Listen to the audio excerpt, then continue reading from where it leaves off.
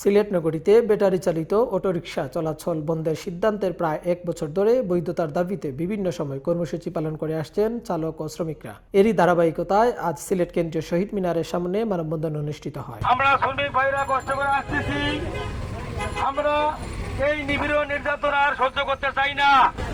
আমাদেরকে আপনারা সুন্দর মতো চলাফেরা করে খাওয়ার সুযোগ করে দেন। মানববন্ধনে শ্রমিক নেতারা বলেন, অটোরিকশা বন্ধ থাকায় হাজারো শ্রমজীবী মানুষ জীবিকা সংকটে পড়েছেন।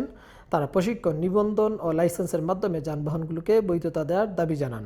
প্রশাসন মহোদয়ের কাছে আমাদের জোর দাবি, আগামী দিনে আমাদের উপরে যেভাবে অন্যায় অত্যাচার আসতেছে এগুলা প্রতিহত করে আমাদেরকে চলার সুন্দর একটা ব্যবস্থা করে দেওয়া হোক। এ সময় কয়েকজন চালক ব্যাটারি জব্দ ও হয়রানির অভিযোগও তুলে ধরেন।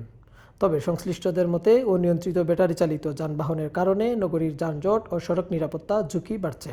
মানববন্ধন থেকে ব্যাটারি চালিত অটোরিকশাকে নীতিমালার আওতায় এনে বৈধতার দাবি পুনর্ব্যক্ত করেন শ্রমিক নেতারা।